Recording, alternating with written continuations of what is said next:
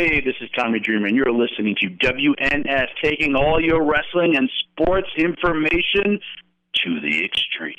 You are now listening to the official Wrestling News Source podcast. For all of your information, go to WrestlingNewsSource.com or check us out on Facebook by searching WrestlingNewsSource.com or WNS Podcast. You can also find us on YouTube, Twitter, Stitcher, and iTunes by searching Wrestling News Source Podcast. Now being broadcast in over 45 countries, here are your hosts, Daniel Herron, Tyler Hebert, and Doug.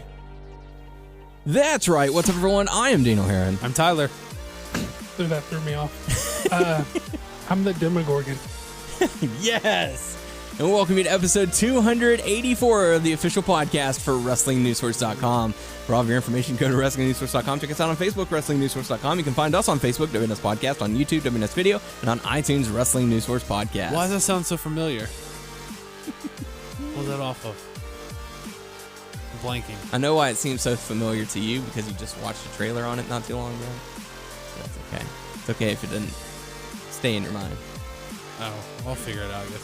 You can find us on Stitcher. It could also be frequently found in Dungeons and Dragons, I think. Yeah. Oh, okay. Sure. Yeah. You can find us on Stitcher, Beyond Pod, Player.fm. Just search Wrestling News Source Podcast to find us. On Twitter, the podcast is at WNS Podcast. Daniel's at WNS_Daniel. Tyler is at Tyler_Hebert. Commonly known as the Upside Down Place. So, welcome to the show. Got a huge show for you this week. We've got feedback. We're going to talk about Battleground. We're going to talk about Raw. We're going to talk about Smackdown. We've got some hot topics. And we've got an interview with Tommy Dreamer. So don't go anywhere. You definitely want to stick around for that. So, welcome to the show. Tyler, how you doing? I am doing all right, sir. Yeah? Slowly moving into the apartment. Getting in the new place? Yeah, I got crib? some more little things to pack up, get all the stuff, and move over there. We got to move place washer and refrigerator somewhere, and my in-laws are gonna put up my grill because I can't take my grill with me. Got to change my address. Oh, all the fun stuff. Yeah, all that stuff at all work. the fun paperwork. At work, my ID. So. All right. Doug, how are you today? I'm okay, man. Hanging in there? Yeah. Fighting the good fight? He's fighting a fight. I'm fighting, I guess. I'm glad that I actually caught a reference from you this time. Like, it really makes me happy. Because I know I don't catch too many of them. Hey, it's a special little thing just between you and me. Yeah, it is. Not this guy over Not here. that guy. I'm lost. I was like, what the hell? It sounds familiar, but I cannot place that. Do you feel left out? Good. I was like, maybe a little bit. That's like in my head. I was like, On I the know that outside name. looking in? I was like, I know that name. Where is that from? Where is that from? I'll find it. So, yeah. So, like I said, we've got a lot to cover this week. So, let's just dive right on into it. Let's ride it. Ride it, yeah. Ride that pony. Going into some feedback, a little bit of feedback we have. First one's coming to us from Victor. Saying, thanks again for the great show. Fun and Said smart. that with authority. As always. Victor. I feel bad for not leaving comments or questions anymore since I've been so divorced from the current product that I've got nothing to really form opinions about. The only time I actually watch WWE or NXT, or the only time I actually watch WWE are the NXT, the Cruiserweight Classic, and the supposed shakeups from like the draft. What do you think causes people to tune in and out of the podcast so much? And have you guys ever been through this? Keep up the good work. You mean the product? Yeah. What did I say? The podcast. My bad. I can't tell you why people tune out of the podcast. Yeah, people I tune cannot out say. all the time, man. I know why people turn out of the podcast. Yeah. Not every show's a winner, but hey, we do our best, damn it. Yeah. Well, Do we, though? I guess I could tell you from my experience, because there was a time when I was burnt out, so I took a month off, and that actually helped me. But I think at certain times, okay, and Doug said this many times before, there's tons of things like out there that's other than WWE, other than that product. But I don't know. I was just in this mood. I was so annoyed with everything I saw. I tuned out on my phone and stuff like that. But, And when I came back, and there's still stuff like that, but I can stand it. I can watch it more. Tolerate it a little I can more. tolerate, and there's new things that are happening, good and bad, with WWE, and it's a different time. But like there's other things out there, lucha, stuff like in Japan. There's like just so much wrestling. So 2016 is actually starting to be a pretty good year for wrestling. and it's like we said so many times in the past, like WWE is doing like.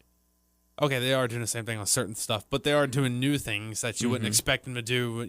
Years ago, it's like you wouldn't see this person, or they're having this type of thing go on. Yeah. So, I mean, we're in the second half of 2016, so I think that wrestling wise, it's been a lot better than years past. We have so many more options, so many new stars and fresh faces. People they're bringing in, like they're keeping their names from the independents, like the type of deal that WWE is having with WNN, stuff like that. They're looking at people like bringing them in. The Cruiserweight Classic. People WWN. That's what I said. My bad. You said WNN. Oh, did I? WWN. It's I know what you meant. WNS I know what you meant. You just podcast. Oh, You just- no. But That's right. so it is crazy, the stuff that's going on. Yeah, and some people do get burnt out. I've gotten close to being burnt out a couple of times. It's like I really just don't want to watch it, but you watch it and then you get to talk about it, so it makes it a little more interesting, a little more That fun. month really helped me. Yeah. Like I feel like I can watch all the stuff again, and I don't. I get annoyed with little stuff, but it doesn't make me turn it off like I did. Like I was so annoyed. I was like, whatever. Nope. Yeah. there's no need to be sorry to us for anything. I mean, Yeah. we get it. There's no need to comment really. I mean, it is nice that people check in with us and let us know. Like it's nice. Like you're a dude who's been listening for a long time. So whenever you say like you leave a comment, it's like cool to be like, oh, Victor still listens to the show even though we haven't talked to him. Yeah. So I mean that's cool, but there's not like a need for you to like. You're not required. Yeah, it's not like a big deal. But I get it. I think more than anything, it's just the volume of product. There's like if you aren't feeling it, then there's still like so many hours of programming and you feel like, I don't know, maybe you're different, but I feel like I would feel like if I didn't watch all the programming that I was like I have like bad fan syndrome like really easily. Like I feel like I'm not like a good fan, and I know other people aren't like that, but it's like a weird thing for me. Like I would feel like, oh, well, I'm just a shitty wrestling fan because I don't like watch all the programming or whatever. So maybe that's it for you, maybe it's not. But I could see why you feel like a heightened sense of like burnout is because there's just so much product. Like, Yeah, there really is.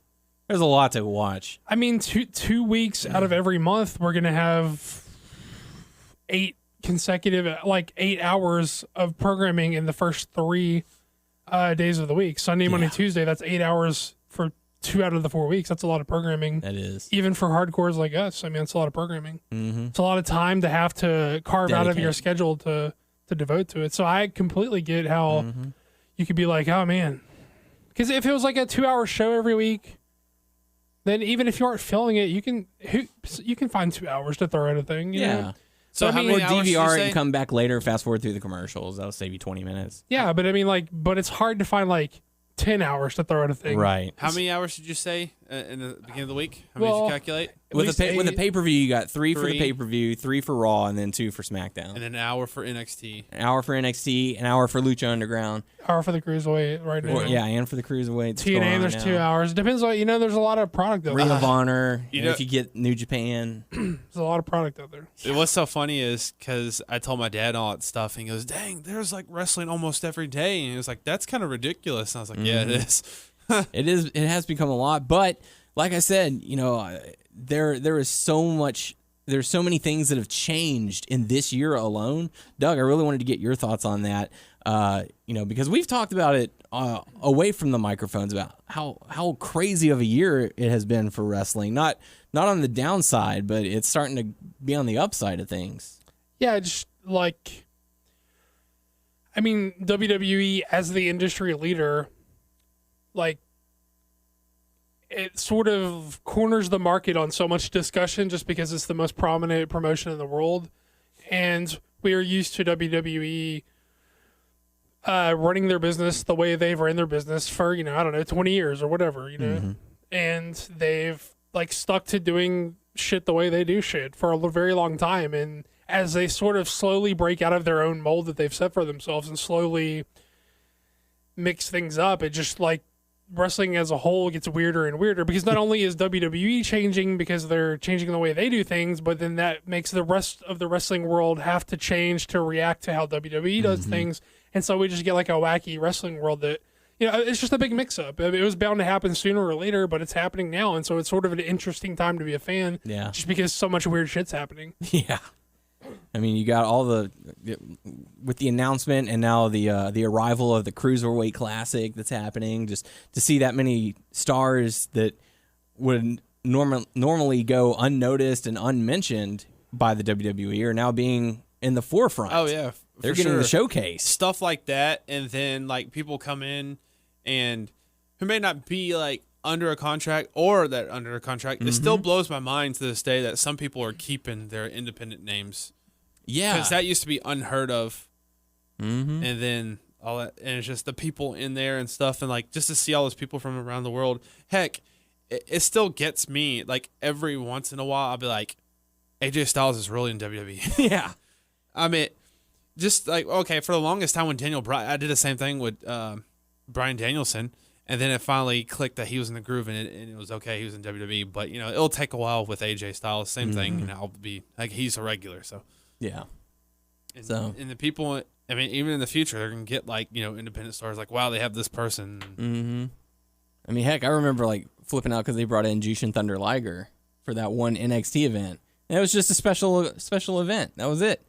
So it's just like Doug said, it's a crazy time to be a wrestling fan, and I'm really digging it. I'm getting more and more into it right now. Oh, another person. Samoa Joe, Austin Aries. Yeah, like what? Bobby Roode. All these names that you wouldn't ever expect to see in the WWE are now showing up. Shinsuke. Yeah, like really, it's crazy. But yeah, thanks for the feedback, Victor. Next bit of feedback we have is from Parker saying, "Hey guys, great show. Over the past few months, I've been dealing with a huge burnout. So not alone here. Wow. Been having trouble watching wrestling again, but I'm glad to say it is over. I'm back to watching wrestling again. Before the burnout, I was too confused on booking rather than enjoying the match, and I was incredibly biased against WWE and for Ring of Honor to the point where neither were enjoyable. I took time having a break while keeping up with Lucha Underground and pay-per-views and started coming back when the brand split was announced. And I'm glad to see those things like the draft, Ultima Lucha, and Nakamura. During my break, I still listen to you guys to keep up with any important WWE news, and I want to thank you guys for providing the show, which helped me through this time. P.S. I enjoyed your draft 2 weeks ago." That's always wild to me when people say, I'm not watching the product, but I still listen to the show. That's just so weird to me. Weird in a good way. I mean, obviously we appreciate that. Yeah, but, I think at times we're our own worst critics. So, sure. So but we do appreciate everything, and it's cool that people still listen to us, even though we may have some off weeks. We don't think we're our best, but the love and support, man.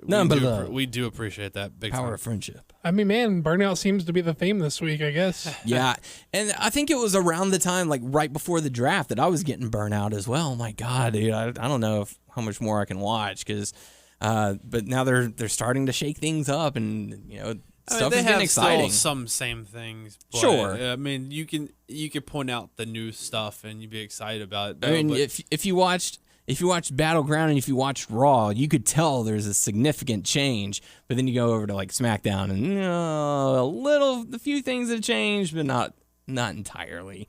But we'll talk a little bit about that. But thank you everyone for the feedback, for everyone who's listening. We've felt that, and like I said, I know how that feels, and yeah.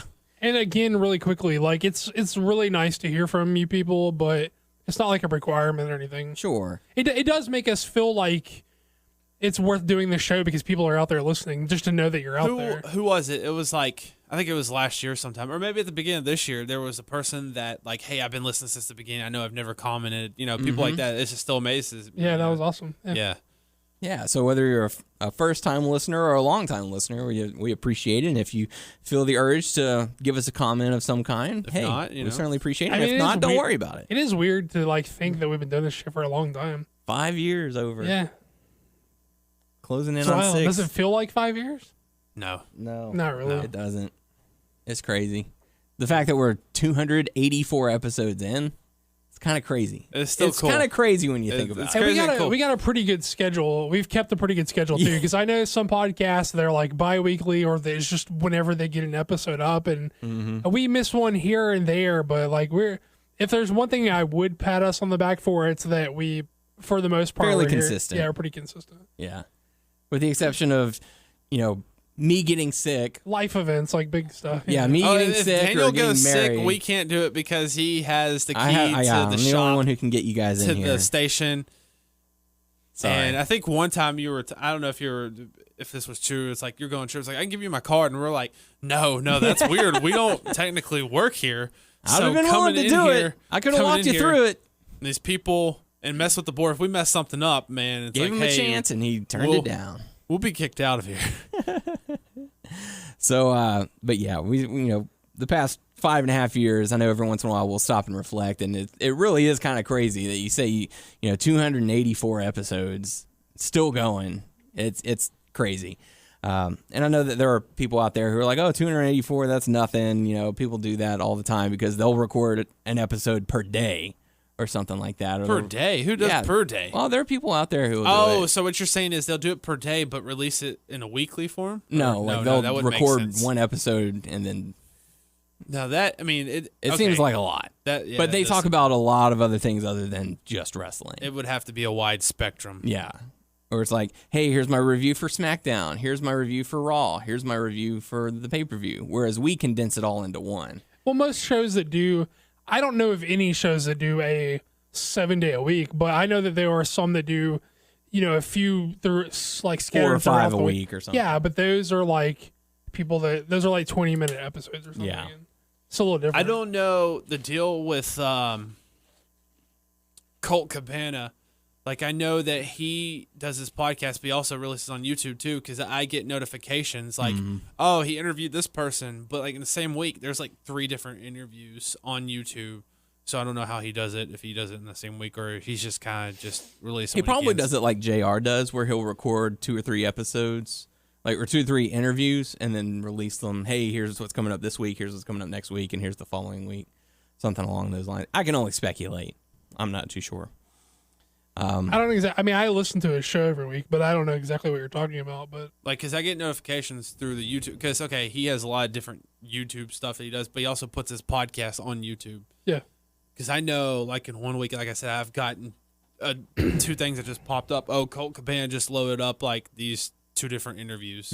I was like, so yeah, but we, I like Doug said, we are fairly consistent and been doing this for quite some time. So we certainly appreciate everyone who's taking time out of their day to listen to what we have to say. It's really cool. So let's talk about Battleground. It took place on Sunday.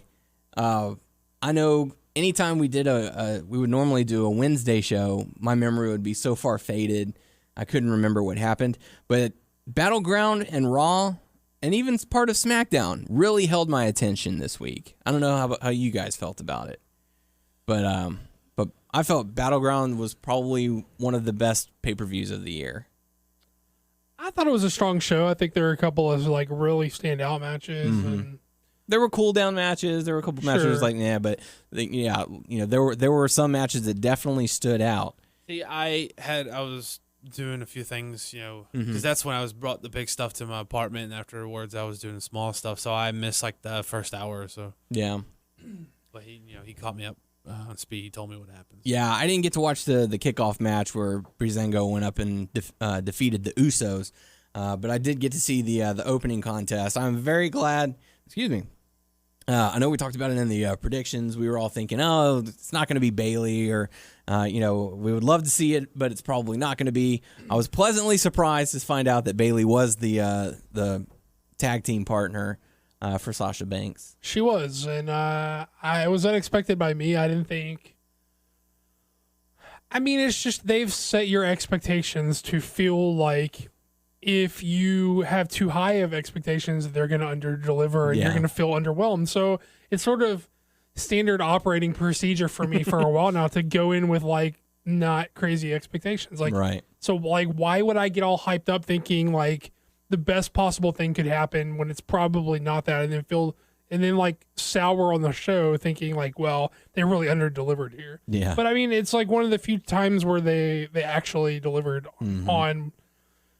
I want to say delivered as promised, but it was a mystery partner. Right. But delivered on the hype. Highly speculated, Right. and everyone's wanting to see Bailey. Why wasn't she drafted? Okay, what does this mean now for Bailey? They actually addressed it in a backstage moment, like on WWE.com, where she said, her focus is still on the NXT Women's Championship, but she got the call from Sasha, and she was like, "Yeah, absolutely, I have to be your partner." So it's a one-time deal for now, until they decide to bring her up. I would probably think after SummerSlam. I mean, what do you think the purpose of doing something like this? Is it just like a test to see how they react to her, or? I don't know, because the crowd was so positive for it. I mean, she probably got the biggest pop of the night, and well deserved at that. But I think let's see how many of our fans are actually watching the NXT product. And then, we'll have her just show up and make the fans go, well, I guess anything really can happen now. They're trying to make a change. It, makes it show like they're trying to make improvements of some kind. And then they have the backstage segment where she's talking about, well, my focus is still here, but I wanted to come and help out my friends. So that says, okay, guys, we've listened to you. We're going to bring her up, just not right now. Like, this was just a right place, right time kind of thing, and we decided to go with it. But I felt the match was very well done. I felt all of the ladies got a chance to shine. I enjoyed it. Yeah, I thought the match was good, and it was. I was genuinely surprised that it was Bailey, and they delivered on the hype. Mm-hmm. How do you say that? Those little tube guys. How do you say? Wacky waving inflatable arm flailing tube men? Yeah, that. It was nice to see those as well. So they got to. I cannot say that to raise the save roof. my life. Try it. No. Come on. No. Wacky waving inflatable arm flailing tube men. I'll do it later on. All right. So Sasha and Bailey defeat Charlotte and Dana Brooke. So, but it was a very fun matchup. We got to see the Wyatt family against New Day. I think we all picked New Day in this one. Because I was expecting Xavier to conquer his fear, and that was going to lead the charge into the defeat. He sort of did. Yeah, he kind of did. It was a moral. I got a moral victory. Right. Unfortunately, the pinfall did not go my way. But again, another solid match. And the Wyatt family got their farewell party, as the announcers were calling it. Sure. If that's what they want to call it. Yeah. Anything else from it? Not really. Yeah.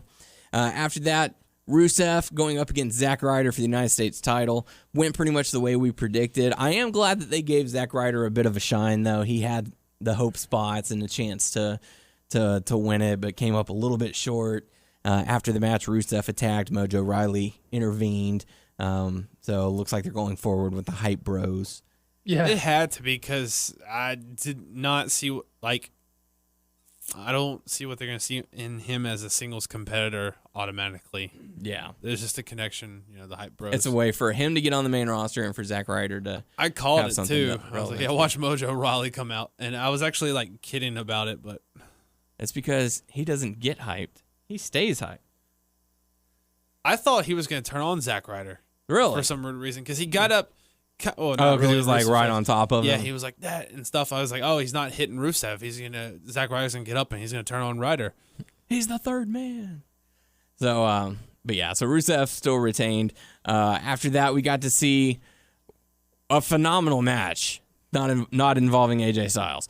Sami Zayn, Kevin Owens. We knew what this was going to be, and I felt they completely delivered in this matchup. I thought it was outstanding.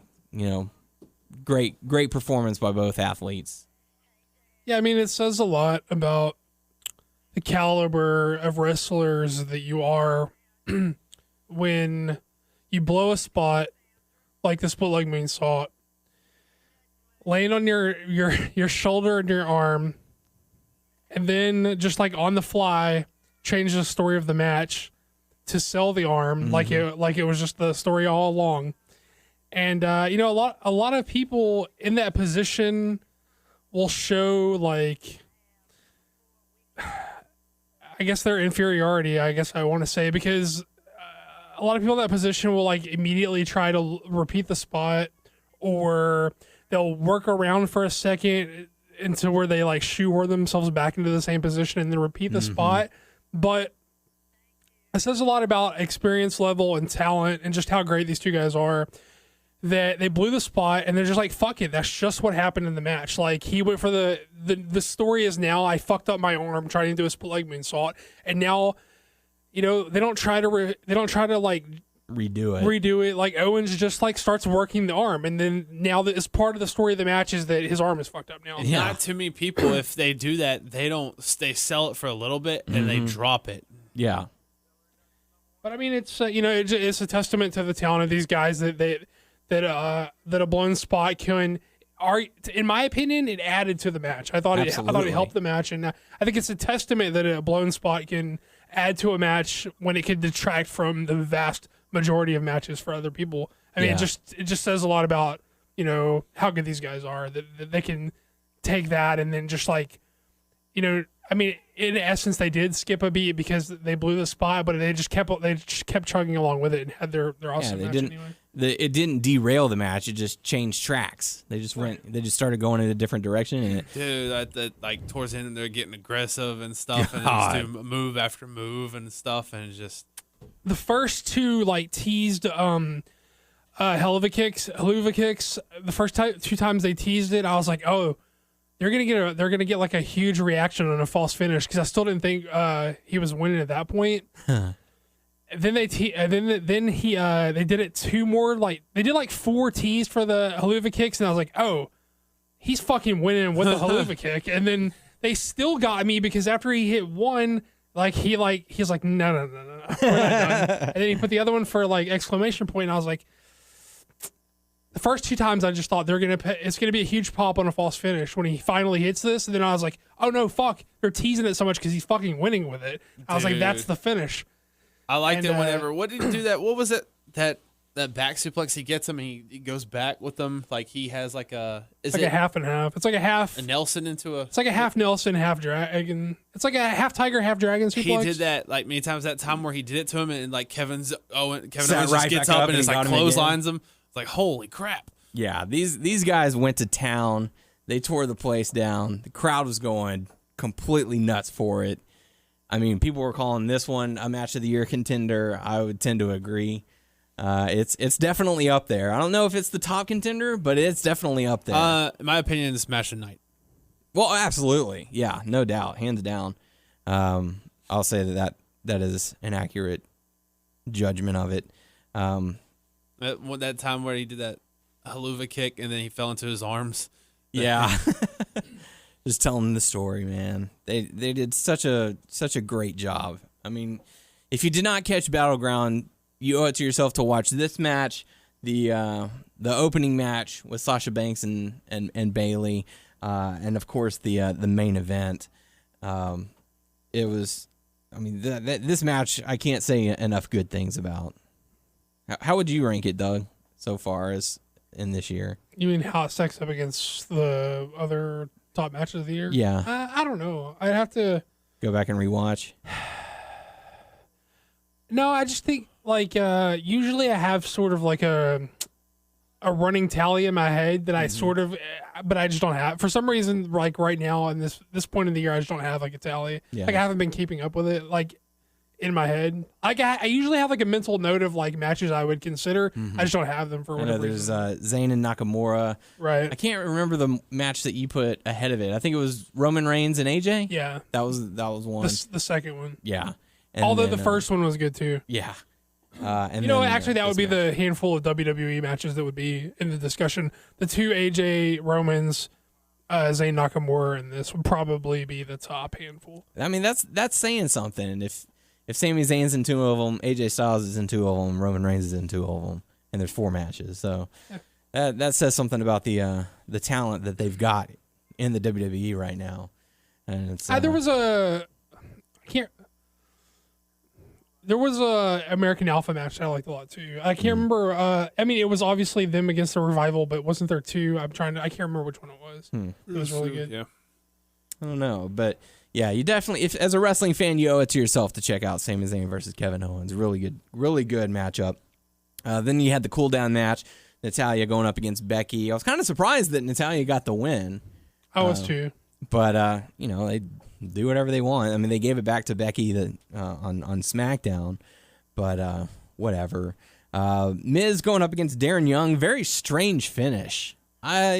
Was it a count out? Was it no contest? A double count out? I was wondering how they're going to do that. I think maybe in Disqualification? my head this is like a good way of doing it. It was a weird ending, but okay, let's be honest. The people who had like the second tier titles, they weren't going to lose it, Right. Because who they were fighting Because were the on shows the would other have brand. switched. Yeah.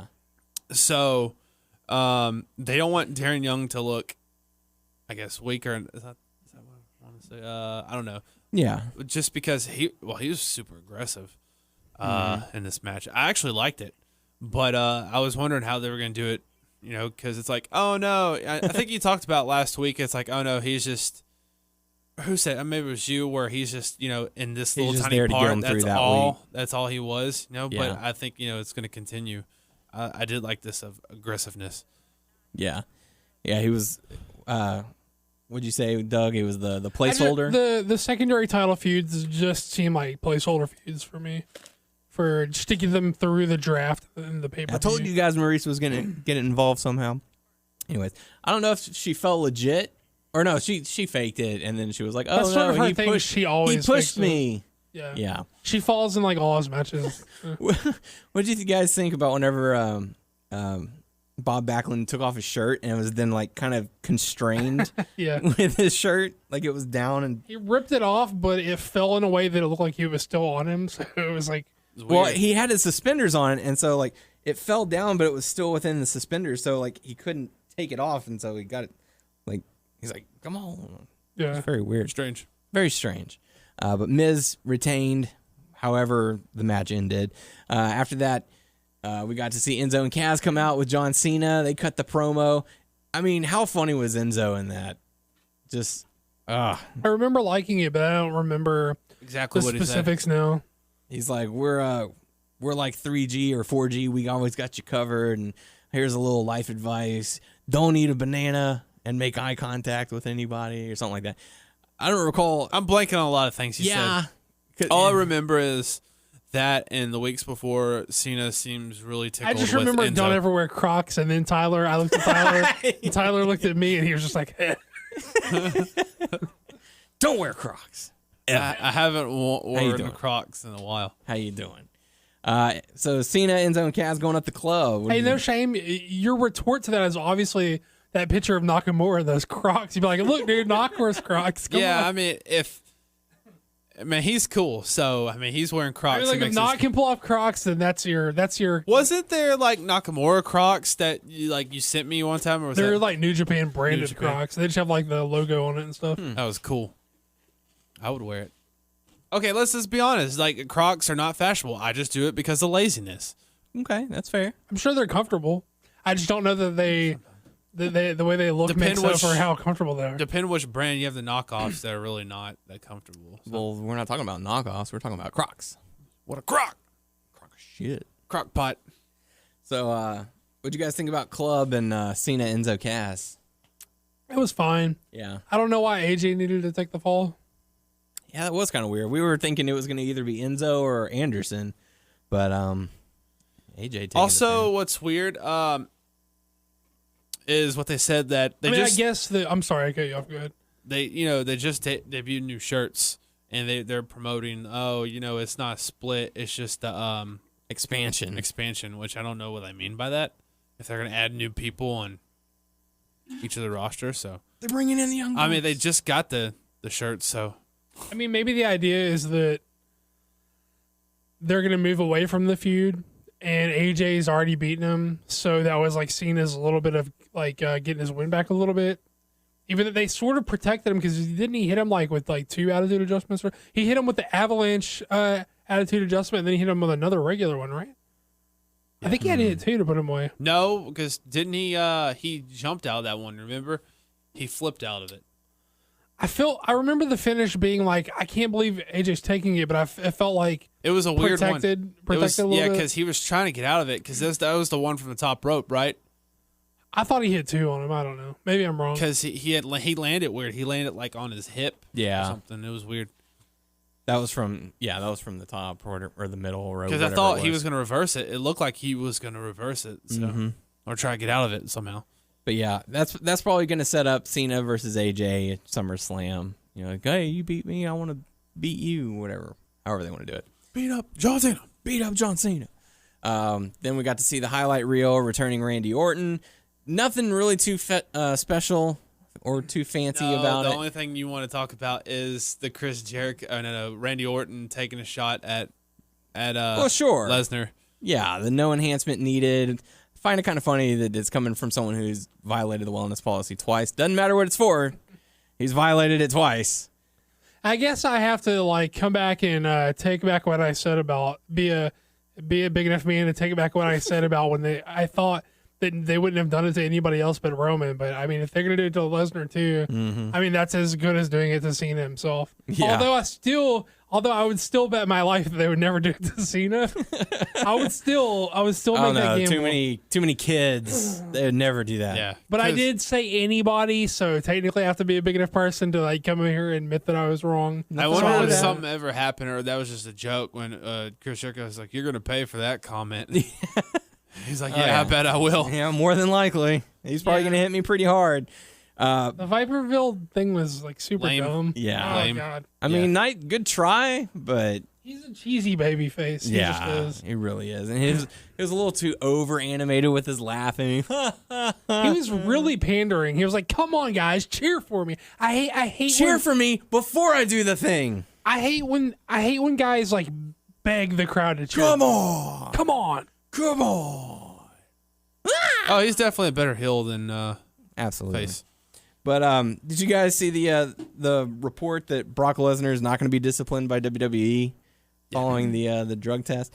Apparently, a spokesperson came out and said WWE's talent wellness program does not apply to part-time performers like Brock Lesnar. So he is above the law. So what's going to happen to him? I think we had this talk. What do you think UFC is going to do to him? They're going to fine him, right? He could get banned. He could get a suspension. Yeah. It may not matter because he may not even have been planning to fight again. It might have just been a check to cash. I don't know. So was the first thing was like, we got to get to the bottom of it, the first thing, and then the second one, and then there was no comment from him the second time. I think the investigation or whatever was still pending. Still trying to figure out what happened. Who knows? We'll see. But then we got to see RKO out of nowhere. And then the championship match, Dean Ambrose, Seth Rollins, Roman Reigns. Your boy got that one right. Woo! So Yeah, I was shocked. I didn't think they'd do it. I just figured it would make more sense to have the championship on SmackDown so that you can have Roman. I figured it would be Roman versus Seth for the Raw title at SummerSlam, but turns out I was half right on that assumption. It's not going to be Reigns. It's going to be Balor. So, but thoughts on the matchup? It was fine. Yeah, good chemistry between the two, the three. Yeah, I mean, they all told the story, right then and there. Like, oh, shades from whenever Seth Rollins hit him with the chair to break up the Shield. Whenever he used the chair, oh, the shades of the Shield. Whenever they use the power bomb and throw him through the table. So. It's so funny because the crowd was booing him big time, Roman Reigns, and then they loved it whenever Dean and Seth teamed up to do that power bomb. They loved it. I was like, that's weird because you would think, okay, I know they hate Roman, but the two good guys should do the power bomb to the bad guy. You know what I mean? But in theory, yes, but according to the crowd, Roman is not the good guy. Yeah. You guys think he looked a little heavier? He has a thicker beard. No. I don't mean like a little, not more muscular. I mean, do you look like slightly chubbier than he did when he left? I did not notice. I know it's sort of hard to tell with the shirt. It's hard to tell with the gear that he has on, and then the beard also plays a factor. Makes his face look a little wider. Yeah. He might should trim that back down. Unless he's going like heel mode, which I think he should. Still, I think he should, yet he hasn't. I'm not throwing shade. I'm a chubby man myself. I'm just saying. I'm kind of big. He's like, he just looked a little bigger to me. Like, I mean, not in a muscular way. Like, Since you said that, I need to go back and look at it because I did not tell. To be honest, I thought he was gonna. Well, since you said that, I need to go and shave my beard. I know I do. I need a haircut too. Shave this neck stuff and trim this up. Trim that shit. I don't have a trimmer. That's all right. So Dean Ambrose, still your WWE champion, got hoisted onto the shoulders of the Usos. You see the Usos' facial expressions whenever whenever they came out and did that? They looked like so disappointed. With what? What are you talking about? Like what? after the match was over and the Smackdown roster came out and lifted Dean Ambrose on the shoulder, Dean Ambrose was on both of the Usos' shoulders, and the Usos just sat there and was just like, man. Well, Roman is family. Yeah. They're like, this is bull. But yeah, I thought it was a solid pay-per-view. It had its matches. That was the end of the Raw and SmackDown guys fighting each other. Yeah. So now we're officially going separate ways. So speaking of the new shows, how do y'all feel about the new openings and the new entrance, the music and? Let's talk about this motherfucking Raw. Motherfucking Raw. Raw, man. What do you think about it? I thought it was a kick-ass Raw. I ain't gonna lie. No, I mean like the opening.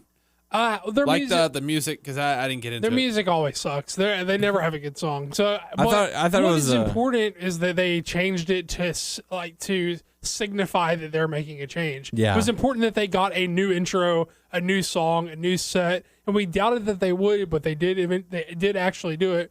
So all that matters is it was just symbolic that they're changing the show. Yeah. And so they had to do it, and they did. They always have shitty songs. I didn't expect a good song. It's a lot better than the previous one. That's all I'm going to say. Both suck pretty bad. I don't know. I don't know. I can't deal with that Tonight is the Night crap. I like that one better than the new one. Really? Maybe I just years of hearing it as stuff will grow on you because like that song never. Let's grew be honest on me. with you. I never liked that pop. I don't like Papa Roach, but that whoa, To Be Loved, yeah. that grew on me. I'm used to hearing that song or all the older shit like that. That grew on me. Like I don't know. I never liked those bands. I thought the intro sort of paid homage to some of the older what is the really industrial looking intro they used to have with the weird. It looked like for Raw is War. Yeah, it looked like there was the way that it sort of was the Raw sign sort of looked like molten lava being poured by Yeah. I thought it was a throwback to that really industrial like a brand now. Yeah, but yeah, the Raw brand. Get it. Yeah, I mean, they did all the right things. New logo, new intro, new song, new set. New location from the commentary, new commentary team. Yes. They needed a makeover. New presentation. Yeah, new presentation for sure. Yeah, they needed a makeover, and they did. They did all the stuff they should have done, yes. Absolutely. It was a very refreshing change of pace. They I wonder how many times Cole is going to get tired of standing up, turning around to face the camera over the course of time. See, that's some weird stuff. That's weird to me. I mean, I know they did that in the past, but if they're going to continue to do that, that's also weird. And also, what was the deal with every time someone won a damn match, they interviewed them in the ring? Cool. I mean, that's cool. Not every match, just the significant matches. Yeah, there was probably 3 or 4. They're trying to go more of a UFC feel. Is that what they did? Post-fight interview, yeah. Okay, I see that. Where they come in, all right, I'm here with the new champion. How's it feel to win this match? Oh, man, I tell you, it was great. I liked it. Yeah. Hey, that only plays on TV. The crowd can't hear it in the thing, right? The what? That's what I want to know because I didn't hear any echo. Hear background music in the arena, but you then didn't hear the only, echo. You didn't hear the echo. So I think that they were just playing the winner's music in the arena, and then only people on TV hear the interview. Yeah, but how do you feel because they did that with the people who won, but also even with that Braun match, that guy, did, some random jobber. What are you even doing in here, man? So and then that's another squash matches are back. They got 2 squash matches against local talent. that we need more of that instead of get people who shouldn't be losing Like against Heath each Slater. other. Yes. It didn't derail the show to have 2 squash matches against 2 people you're building. It added, I don't think, minus the Bailey match, I don't think that what's her name's ever looked better than the squash match that Nia Jax. I don't think Nia Jax has ever looked better. Taking apart the Bailey, which Bailey's an exceptional worker, so that's a high compliment. But I don't think she's ever looked better than in the squash match. Mm-hmm. I think it's a welcome. I think the post-fight interviews is a positive. I think the squash matches is a positive. And also, how do you feel like the new announced team gelled? I thought they did fine. good. Yeah. SmackDown was bad. Yeah. No, yes. Otunga was bad. I know Oh we're my not necessarily there yet, but Cole was on his game, and I think because Graves has really stepped up in the past year as a heel commentator. He doesn't detract like JBL does every 5 seconds.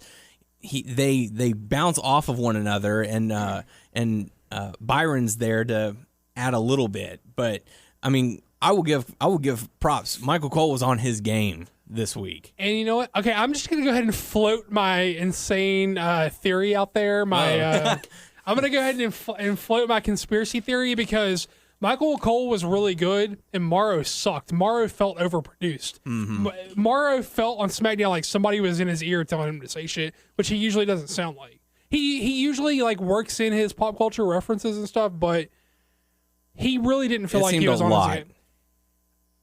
I feel like Triple H somehow got Vince to agree to take SmackDown, and I feel like Triple H and his team took Raw because every fucking thing that they told us about SmackDown, how SmackDown was going to be the hot new shit. Well, okay, they didn't say specifically SmackDown, but they said Shane's brand, which ended up being SmackDown. Right. They sold Shane's brand as the hot new acts. There's no ceilings. We're going to change it up. It's just fucking about the show. And everything they said about Shane's brand is what actually happened to Raw, and everything that felt like same old bullshit as usual was on SmackDown. Yeah. And my insane conspiracy theory is Vince and crew is running SmackDown, and Triple H and Ryan Order running Raw. I will add to your conspiracy theory because there was a news report that came out after SmackDown last week, after the draft, that Stephanie was approaching Vince with all these ideas. Hey, here's something we can do to shake up the draft, make it a little more exciting. And he said, stop. I don't care if it's a good idea or a bad idea. We're doing it this way. End of story. Mm-hmm. So maybe in some crazy way that she got on his nerves so much, it was like, look, you go to SmackDown, my husband and I will take care of Raw. It's less stressful. It's a 3-hour show. We got a lot more to deal with. Yeah. I mean, shit you not. Did SmackDown... Okay, there was a couple of different new camera angles in the Battle Royal, and they threw Apollo Crews into the main event. But other than that, it felt business as usual on SmackDown. Yeah. And Raw felt like, hey, we're mixing it up. We're the fun new show. And Oh yeah. I mean, absolutely. Yeah. But with the commentary team, like Otunga took me out of it. Otunga was bad. He was bad. Like he would stop what he was saying. They always talked over each other. Like JBL and Morrow. Otunga. Oh, yeah. And then Otunga, there's a few times he stopped in mid-sentence and did not finish what he was going to say. And then he would just he would say some points that really wasn't a point. Like, oh, this just happened. Or like, oh, this is cool. But no, this just happened. You can't say that. I don't know. It was weird to me. Otunga's been on the pre-shows, and he has not been that bad. But he was bad on SmackDown. Because I was like, Maybe it was nerves. I didn't think he was going to be great, but having seen him on the pre-show, I was like, he's competent. He can talk. I mean, but he felt like he couldn't talk, like on commentary. And JBL, he didn't have a place because JBL is so overbearing. Yeah, that's true. And even Morrow sucked. I felt like somebody was telling Morrow the way they produced Michael Cole. I'm gonna be honest. I don't want to be like a fanboy. I mean, I don't want it to be like I'm saying it's not Morrow's fault. I admit that he sucked, but it felt like a weird thing. Mm-hmm. It felt like him not doing him, which is weird. But him doing the WWE way. Right. But everything they told us about Shane's brand is what actually happened to Raw, and I thought Raw was a hell of a show. Yeah, absolutely, for sure. No I doubt. could do 3 hours of this every fucking week if they keep it up like this. No problem. It was a nice change of pace. The presentation was great. Commentary was on point. There was nothing really to just over distract you. I watched it with my dad, and when they called the people to be in the 2 Fatal 4-Ways. Oh, yeah. And they sent Finn Balor, and my dad's like, "Who's this guy? He's too small. He's not going to win or do anything." How did y'all feel about his reaction? Because he felt like he got a significantly less pop than Bailey did the night before. I remember, you guys remember last week, it may just be me trying to put over my theory of like Bailey's actually the face of NXT, and has been, but it felt like the crowd was hyped for Bailey, and it felt like not everybody knew who Finn was. Sure, and that's going to be That's going to be a lot of crowds because there are a lot of new faces coming up. So and we've discussed it in a lot. Going back to Backlash, or not Backlash. Well, excuse me. That's looking forward. Battleground. Yeah, Battleground. I don't know if you guys noticed, but there were a lot of adults in the crowd as opposed to more kid friendly. Okay. I did not notice that. I like every time that they would show the crowd, I would see 2 or 3 kids in a small little frame of maybe 30 people, but the majority of people that I saw were like full grown adults who were like, "Yeah, dude, this is it," and that's one of the things that I felt really contributed to the pay-per-view because the crowd was absolutely hot, and I want to say it was a more adult audience than it was more kid friendly. So maybe that was just an off chance that there were more adults who have been following all of the product as opposed to mom who brought the son who likes to watch Raw. This is totally a digression, totally off subject, but I have to say it now or I'm going to forget. You got that shirt at Stephen Barry's, right? Yeah. I worked there and I must have folded that shirt 500 fucking times. I'm sorry. not that shirt specifically, but like that shirt on it's many the only shirts. card you need. Yeah. All right. That's it. Okay. I folded like a gazillion t-shirts there. That's etched into my brain. Y'all used to work at Stephen Barry's. I worked there for 2 days. I worked there for like a long time. Well, not a long time. I think we talked about this because I might have been there like during the time that you were there. I think we tried to figure it out because it was after the hurricane and like this, we were rebuilding it. Yes. We were trying to figure out if we were there at the same time. Probably so. More than likely, but we just didn't know each other then. Yeah. And the fact that I was only there for 2 days, so there's an off chance that you weren't even there for those 2 days. Sure. So. Yeah. I totally sidetracked us. No, that's okay. One more thing about Battleground, and I know we talk about this every pay-per-view and every time that he does it. Big E, for the love of God, stop doing the dive. You are going to break your damn neck. That's all. Yeah. Because, oh my God, he almost broke his neck. Yeah. I think it's going to take him... He's going to break his neck before he realizes, hey, maybe I should stop doing this. Yeah, I think it's going to take something like that for him to like say, hey, I'm going to stop. But, hey, look, I mean, this is probably a little different case. Daniel Bryan, still when he came back after all that stuff, he still did the same moves. Yeah. Because they love doing it, Oh, man. I don't know. And we're sort of like sort of skipping over the Finn stuff, which is really the story of Raw, is that Finn's debut. Finn. Newcomer, his first show on Raw, and now he's in the main event, or one of the main events of SummerSlam. I love that the first Fatal 4-Way, man. That was like out of both of them. That I like that one the most. First of all, everybody that was a participant felt like the right people that should have been. Yes. All the people that were given chances seemed like the people who should have been contenders and given a chance to, which I don't think we can say about SmackDown, but we're going to get there eventually. Yeah. Both elimination matches, there weren't elimination matches. Both Fatal 4-Ways were like really fun matches. All the right people were in them. Mm-hmm. And even though I know we talked about it, we touched on it already a little bit, it's pretty likely that not everybody knew who Finn was like going in. It's still, I think, a smart thing to debut him as a star instead of like making him crawl his way back up. Because in reality, even if people don't know who he is yet, some people know who he is. He got a decent reaction, just not that crazy reaction. Mm-hmm. But these guys and girls are stars until you tell the crowd they're not. Like, you can tell anybody that comes through that curtain, he's the fucking shit, until you tell them they're not, and then give them a reason not to believe it. So why not debut the guys as a star? They need stars. They just cut the roster in half. I think it's smart to run with him as a start out of the gate. Now, what I think might be some problems is if he doesn't go all the way, how do you pull him back from like? Because ultimately, even though he did really well, it's ultimately a failure for his first thing. So how do you reel him back if he's not going to win the title? That might be a problem.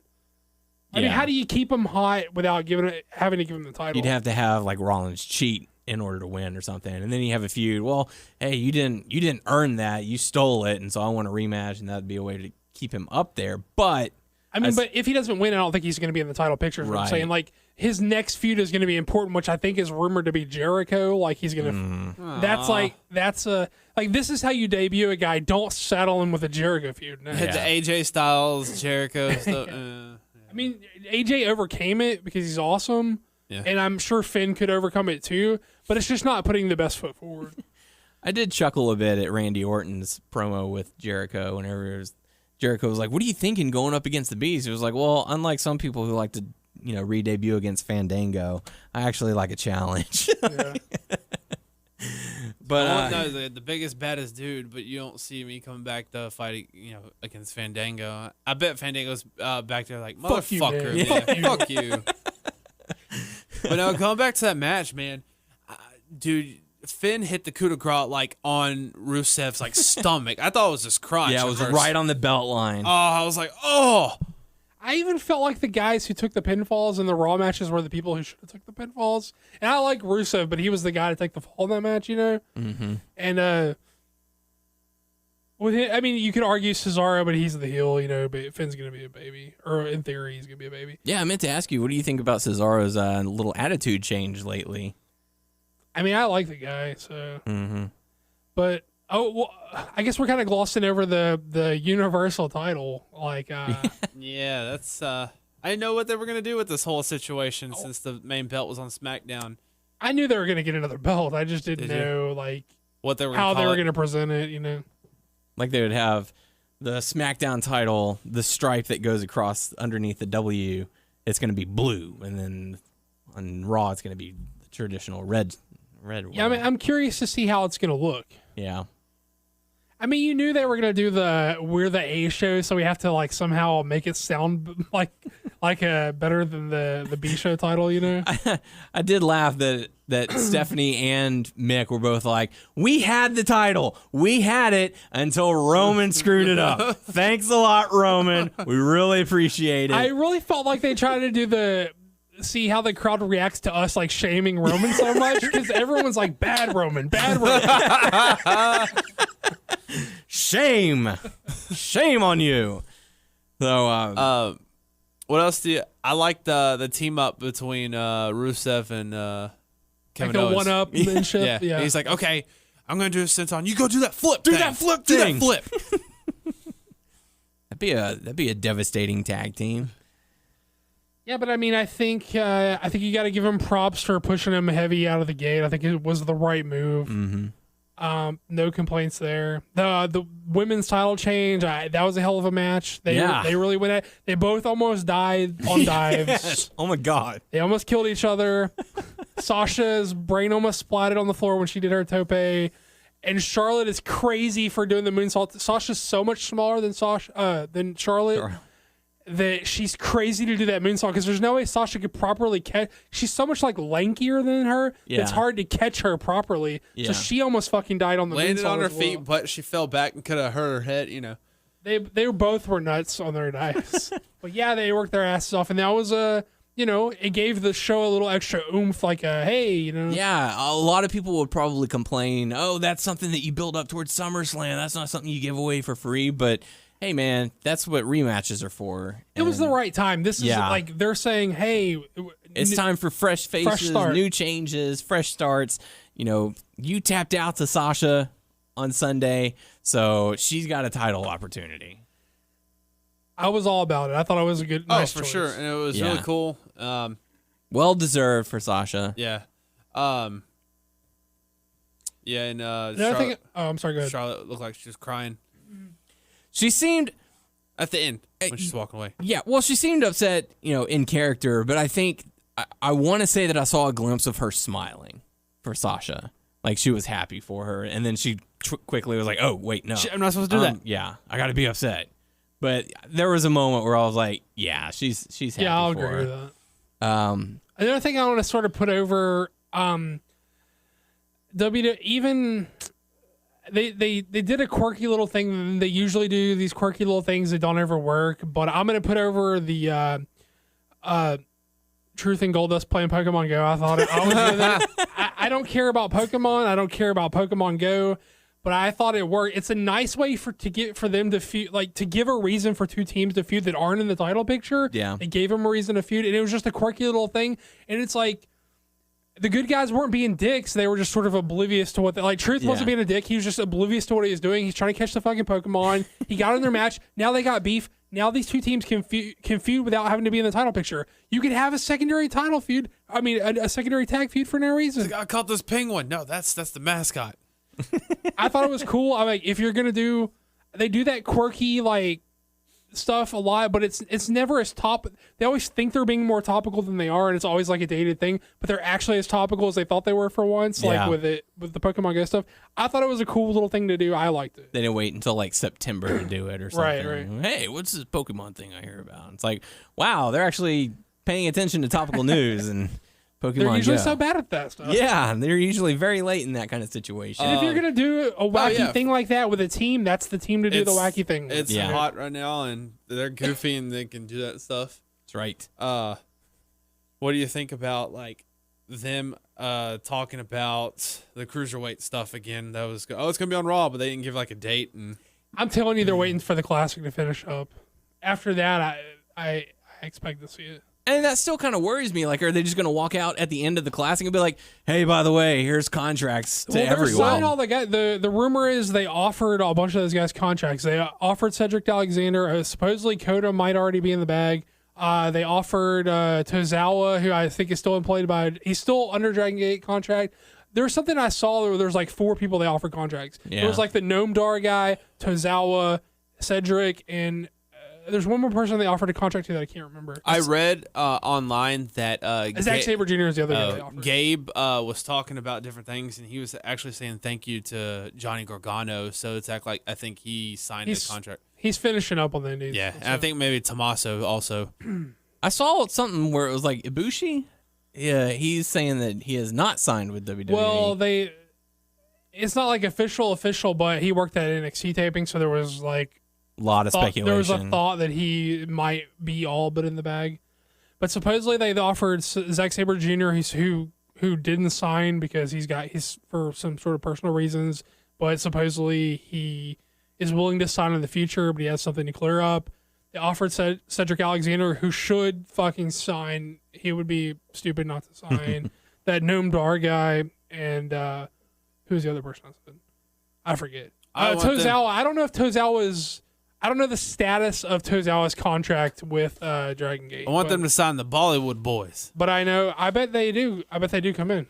Because they need tag teams, and they'll get over in the tournament, and then they'll just turn it into a tag team thing. I'm pretty sure people will like their and that'll help with their worldwide relations. Yeah, but yeah, I mean, there was some thought out there that maybe the cruiserweights were going to be all guys that were already on the show, like your Neville's and your Sami Zayn's and your Balor. Like maybe Balor was going to be a cruiserweight. Yeah, Balor weighed in 195. Wow. But I mean, clearly he's getting like a higher push than that. Sure. So. Put a rocket to his back. Right. Yeah, but is there Going to anything? the moon. What else happened on Raw that I'm not thinking of? Anything? The other fatal 4-way. Reigns winning over Jericho, Sheamus, and Zayn. Right. Sonny Boy.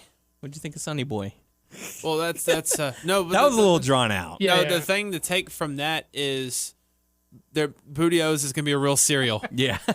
And I was talking to my wife about that. I was like, because they said on FYE still around? Oh yeah, not around here. It is just not in this area. I looked it up online. You want to know how much a box costs? $30. Yes.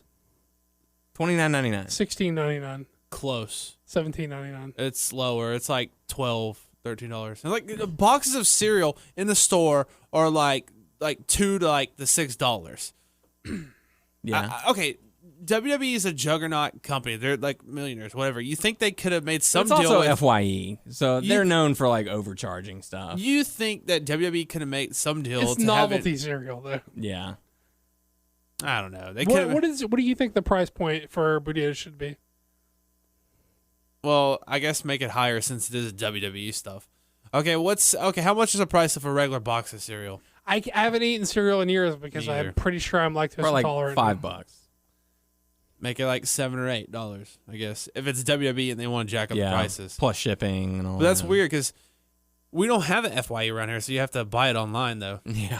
Kofi just like eating those booty. They're not even going to sell it through the shop. I don't know. They sold JR's barbecue sauce through the shop. Why wouldn't they do? I the bet they cereal? will. I bet if like store wise, if you want like to buy it, yeah, check it out online. But I think they'll have it on shop.com and FYE. Because when they said FYE, I was like, that is super strange to me. It's just gonna be just a rip off of Lucky Charms. I mean, but it's gonna be cooler, you know. What's your go-to cereal? What's my go-to cereal? I don't eat cereal anymore, but I used to have Fruity Pebbles, Lucky Charms, Raisin Bran, Frosted Flakes, and Trix. Mine was always Lucky Charms. Tricks are a little overrated.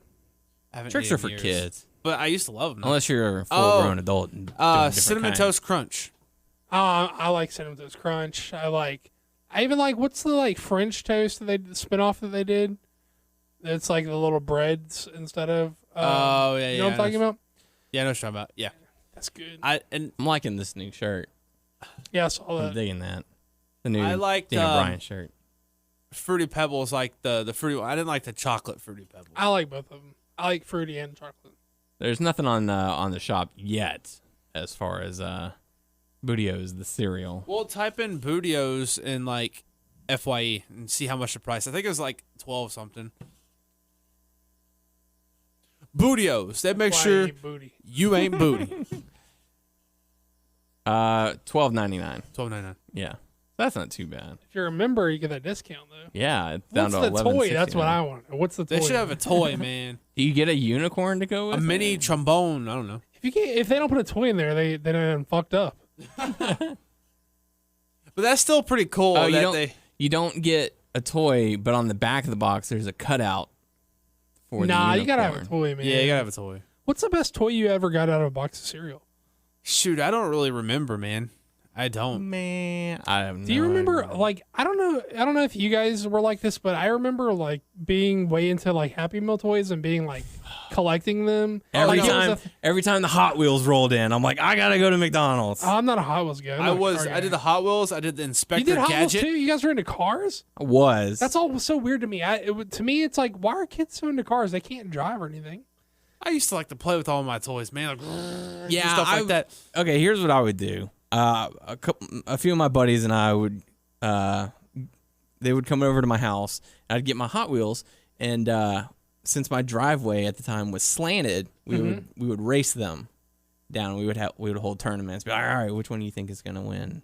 So that was Still, it helped pass the time. I was never into cars. I don't know why. I never had car toys. I still wish, I still have some, by the way. I still have the Batmobile Hot Wheels and stuff like that, but in the package. And I had a chance when I used to have a lot of money to buy a coworker's collection.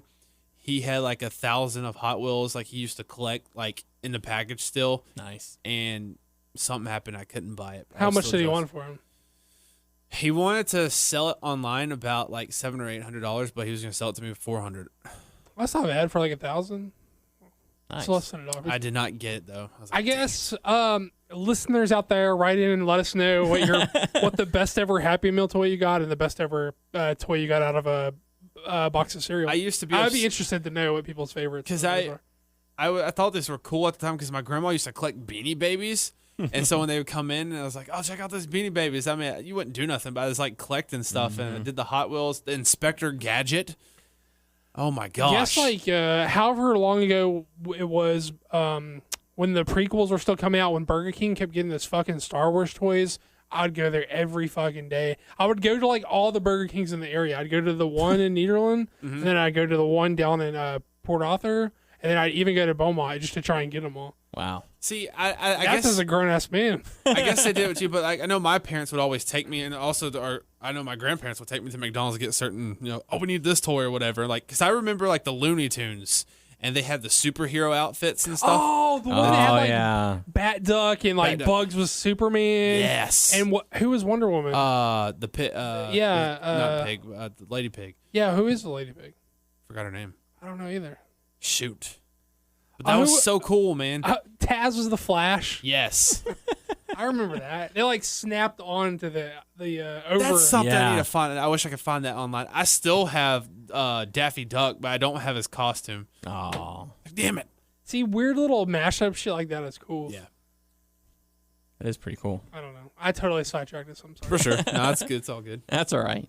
So yeah, Sonny Boy, kind of drawn out. He's a local wrestler, or I forgot his name or whatever. They said his name, and it's also his friend is too. Yeah, But I figured as such. With the whole situation, it makes me feel like, okay, they're going to have a feud with the club, and I think the club's going to take the belts off New Day. That's just my feeling about it. Maybe. Time will tell. It was a little flat, but it's easy to forgive something like that when the rest of the show is so. Yeah. I was so focused stacked. on Bootios being a real cereal.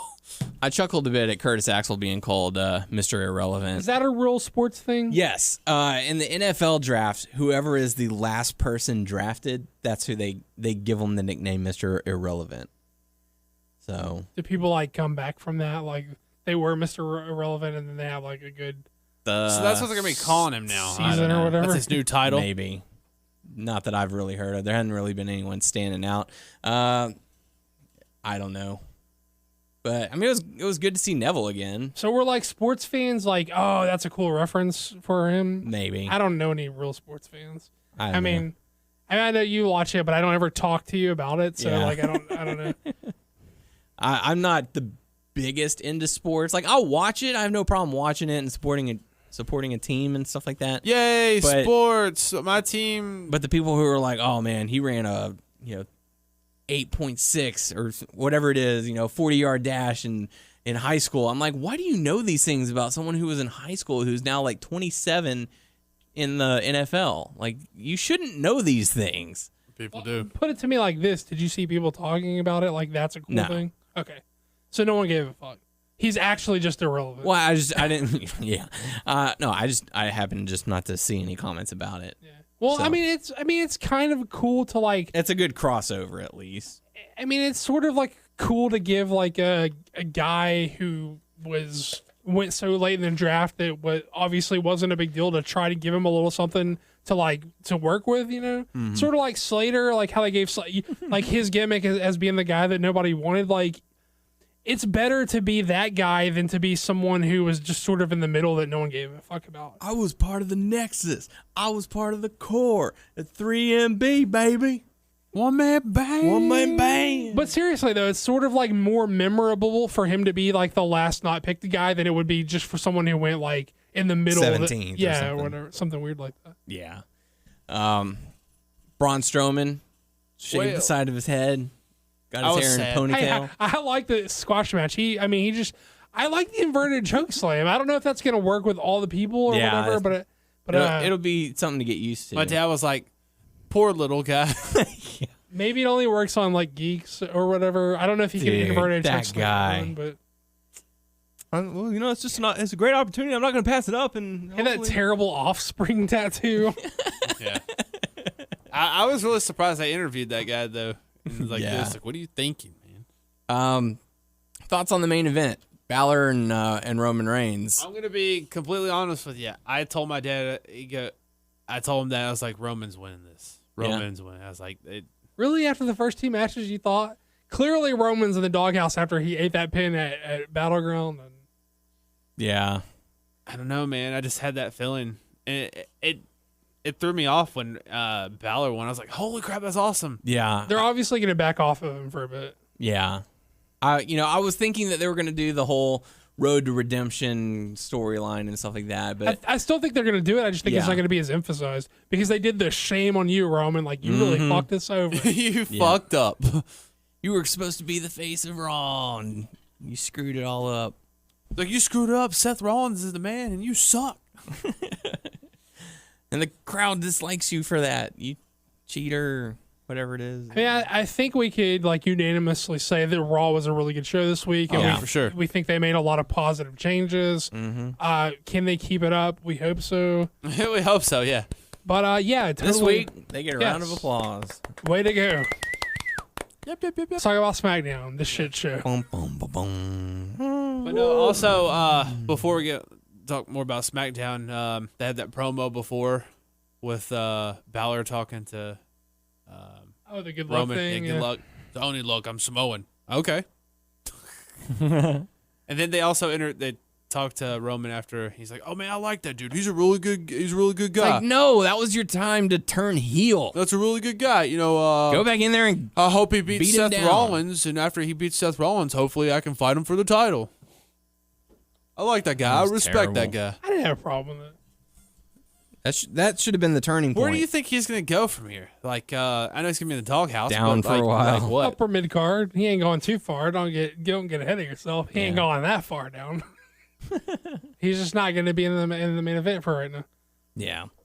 So Fair enough. So SmackDown, similar opening to Raw, where they called out particular superstars going to. It's so funny because at the beginning of Raw, they have all these people like on the ramp, and then like in SmackDown, they're like all like on the ring. Like I was like, there's not as much. That's your entire roster. That's them. I mean, they immediately went to, we are also going to find a contender to fight the champ now that he's brought the title home to the Blue Brand.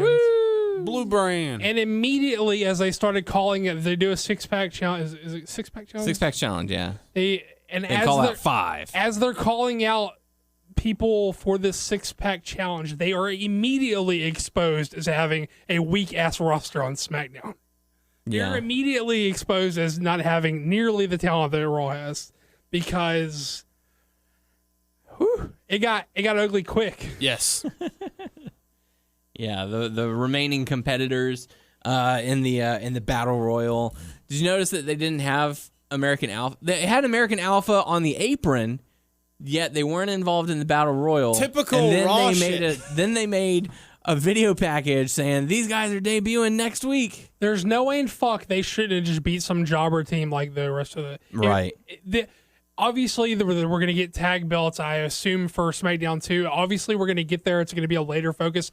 No reason why these guys couldn't just squash some fucking team. With the pop that they got when they were drafted, it was idiotic to keep them off of the first SmackDown. Like, that was so stupid. Hey, that's typical Raw shit. It is. I know, that's what I'm telling. I'm only halfway joking about the conspiracy theory that I think Vince. I'm only halfway joking. I'm kind of convinced myself Vince is actually running SmackDown. You can't have a roster and do all that stuff and like say you're going to change and you bring Daniel Bryan in, everyone's going to believe it, but it's really the same shit. And is this just some like extravagant way to like bury Bryan, to bring him back and put him on the shit brand? I'm going to take over this, but everyone loves Bryan. Let's bring Bryan B in. plus player running the B plus show. Here's the thing, with the exception of Dean, who has been treated a little more seriously and won the title and actually beat both of the Raw guys, and AJ, who's been, a top guy and have been, doing really well for himself this year.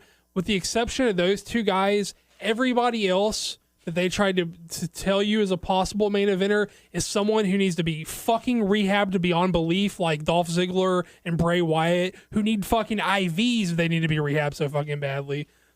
Doesn't make any sense. Why did I say that? I was trying to be like making a weird whatever, but like they clearly need to be rehabbed. They're clearly have not been treated as contenders in such a long time that when you announce them for this challenge, no one gets excited for it. Raw, they put all the fucking guys that they told you it's not their time yet. Mm-hmm. Then Raw came, they're like, hey, it's all those guys' time now. We're gonna run with those guys. And then this is your chance to pick up the ball. Yeah, and then on SmackDown, they're just like, here's all those guys we sort of like halfway pushed and then pulled back and sort of like fucked around with, and it was just. We got Cena.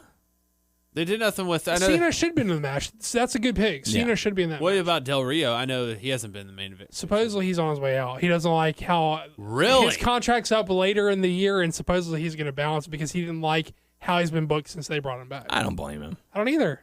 He's like, I don't I'll either. make just as much money traveling around the world with all these people won't paying to see I me. wonder if he'll learn his lesson again, unless they. Plus, they broke him up with Paige. They've been all hot and heavy. They put him on separate brands. They went and got tattoos together. Oh, did they? Yeah. Yeah. I mean, look.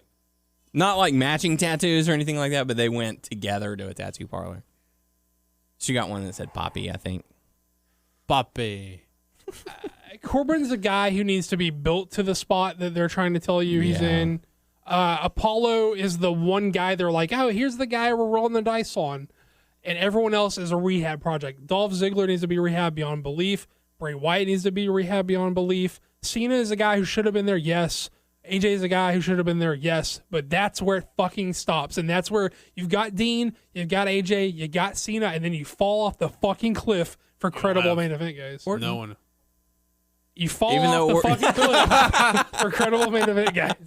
Well, Orton's going to be did you see focused that on Orton segment? Brock. You fall off the fucking cliff. Yeah. I mean, seriously, that's another problem. Why the fuck is Orton beating Miz clean? You don't need to bury your fucking champ. That's Because stupid. he has to be a viable challenger for Brock Lesnar, the Okay, he Destined could have Card, been any the of those other Conqueror. geeks sitting on the side of the ring. I don't know if you noticed too. This is also the brand they're bringing old members. Yes. Shelton Benjamin, Rhino, I'm sure Kurt Hawkins ain't fucking far behind. Jinder Mahal. Mahal. Tommy Dreamer, if he gets it done. Yeah. I mean, like, yeah. Don't tell me that's more fuel to the fire of my conspiracy theory. Like Vince is bringing back. We're short. Let's bring all these guys back who were kind of stars. Come on, that was Dolph Ziggler has traded wins back and forth with Baron Corbin for the past 6 months. Why is he now your contender for your? Because I guess they feel like, he hasn't got that fair shake. He want him to be the main man in the main event, not a person who will go to the main event and get knocked down easily. We want him to be in the main event and stay in the main event. And people love Dolph Ziggler, so we're going to give the people Dolph Ziggler. Nobody loves Dolph Ziggler anymore. The ship on Dolph Ziggler sailed years ago. Years ago, they could have done something with the guy. But now he's going heel again. I didn't get that vibe. In a, what was it? It was like a pre-show video or WWE.com exclusive or something. He's making it seem like he's going to be turning here shortly. The videos they did for the real like stylized ones where they were like black backgrounds. Did you notice those? Mm-hmm. That I thought it was cool. It looked like they were trying something different with like camera angles, like during the Battle Royal, and those promos with like they were trying a couple of different things with how they're shooting the show. But it doesn't matter how you shoot the show if the show itself is so fucking still. The way that they shot SmackDown with that floating cam that's always in movement, that throws me back to the bad days of NXT. Like when it was on the Sci-Fi Channel and all that. That was the type of camera when it was angle the that challenges. they used. Yeah, that was the angle camera that they used for that. So when I see that it just makes me no, don't sing that. Stop singing that. It just gives me bad flashbacks. We have just So anyways, bad memories. Is that the right second? Yeah, that's okay. I'm going to play that song after we get off. Yeah. I can find that as a ringback tone so every time you call me. God, don't you dare. So, what do you think about the ladies coming out and doing their 5 seconds of mic time? And Eva Marie coming out and blowing a kiss. It felt exactly what you think they would have done on Raw with all these women. I mean, I'm serious. It sounds like we're doing a bit, but I don't know how else to describe it. Okay, well... You know what I mean? Yeah. We're kind of doing a bit, but the bit is that it's like rooted in the truth. You know what I mean? Like that's kind of how they would have introduced all these new people on Raw. Okay, so I missed a lot of episodes with NXT. Is that how Carmella is? Kind like of. She seems a little weird. She had a little bit of a pause. It was weird. But like how she was talking, I know she has that, how she... little swagger to her? Yeah, but it sounds a little weird. She is. I don't know. The thing she did when she came out is what she does when she's on her own. Oh, really? Without Enzo and Cass. Yeah. But it seemed like she was very nervous. Because there seemed to be like a pause. Because whenever she comes out, normally she comes out and does it. She has a lot more confidence. I'll tell you what, I thought Alexa Bliss looked fine like she was at home. Yeah. I really thought it was just going to be between. Okay, who was the first person out? That was Alexa Bliss. Alexa Bliss. Then Naomi. I really thought because it was what? It was Alexa Bliss. Then Naomi. Becky. Then Carmella. Becky was out there, and that's when Alexa Bliss. Right. I really thought it was going to be something between just Becky had Becky the match. and Alexa. All the rest of them. Yeah, just came out. Mm-hmm. I thought it was just going to be something. Oh, that's a new feud for Becky. I was like, okay, cool. That's something Yeah. added in there. And Then Naomi comes out to interrupt, and then Carmella comes out to interrupt, and Eva Marie walks out. yes, Naomi's back. She is. So we get to see the ass to mouth. Oh my God, let it go. I should have never mentioned that to you. So, I'll never I think let it was that a go. big mistake to omit showing American Alpha on the first show. yes. They did some interesting things with production, but it seemed booked like a standard Raw. I was disappointed. I was like, because like I said, I said to my dad, I was like, that's typical bullshit right there. I was like, that's like the hottest thing they signed to SmackDown was those. And guess what? You get to see him next week. See him next week. Come back next week and watch man, him. come on now. One of the things I'll give them the thumbs up on. I thought the Heath Slater thing was like a positive. Yeah. It's something that seems to be coming out of the draft is them letting Zack Ryder and Heath Slater, which were the resident job guys, like Have a chance to shine. yeah, because they were job guys, but they had cachet. So they're just like running. Well, at least these guys have some cachet, and we'll like let them try to be stars. So is it he's just gonna keep on bugging SmackDown? Or you think he's gonna go to Raw and be like, hey Stephanie? I think that's what he should have done the first night. Like, I think he's gonna be on the SmackDown. yeah, more than likely. Oh, Rhino gored me. I want to fight him. Put me on. We kind of said whatever, but Shelton Benjamin did get a video package. Like he's coming soon. I think That was a nice surprise. Eh. Like, he's a talented guy. I'm curious as to what they're actually going to do with him, though. Yeah, my thing is like, I'm not excited about it. Shelton Benjamin versus Apollo Crews. He's gonna put Apollo Crews over. I mean, there's no reason to bring any of those guys back unless they're going to put new people over. But I mean, my thing is, it's hard to get excited about bringing any of those guys back because it feels like they balked on the promise of like hot newness. You know what I mean? It's like they're like, we are going to do fresh new shit, and then Hot nudeness. newness. I don't know. I thought SmackDown was a shit show. I thought Raw was pretty lit. That's what the kids say, right? It's lit. I think so. That's a band. Very much lit. And then Ziggler won the six-pack challenge, so number one contender. There you go. Setting up for SummerSlam. SummerSlam. You got... Okay, if someone had come to you earlier this year and said, all right, here's your SummerSlam card. Dean Ambrose, WWE Champion, going up against Dolph Ziggler. I would say, sounds lame. Why is Ziggler in there? You've got Finn Balor versus Seth Rollins to determine who's going to be the WWE Universal Champion. I would say, sounds like it could be good. You've got Brock Lesnar versus Randy Orton. I'd be like, eh. Could pass on that one. Possibly Cena versus Styles. I'm down for that. Yeah. And then I guess you'd go Sasha and Charlotte in the rematch. Which, if they're given time like they were on Raw. They had a good I mean, you can't deny them. They had a good match on Raw. Yeah. I've been very like critical of Charlotte, but they delivered. I mean, it is what it is. So they bring out the best in one another. That's for damn sure. So something definitely looking forward to. You're listening to a special interview segment for the official podcast for WrestlingNewsSource.com. Okay, folks, joining us on the show this week, the one and only Tommy Dreamer. Tommy, welcome to the show. Thank you for having me. Appreciate it. Well, we certainly appreciate you coming on. You're getting ready for the Icons of Wrestling and Comic Book Collector Fest that's going to be followed by the House of Hardcore on Saturday, August 6th at the Pasadena Convention Center, 7902 Fairmont Parkway in Pasadena. Doors are going to be opening at 11 a.m. It's going to be an all-day event with a portion of the proceeds benefiting Bustin' for Autism. Tickets are available right now at thecollectorfest.com and houseofhardcore.net, not com. I tested that out. And you do not want to go to houseofhardcore.com. With the featured stars, Mickie James, MVP, Billy Gunn, Carlito, The Sandman, Vicky Guerrero, and, of course, Tommy Dreamer. So, Tommy, how are you doing today? I'm doing great. Thank you for having me. And, yes, I'm looking forward to coming down to Pasadena.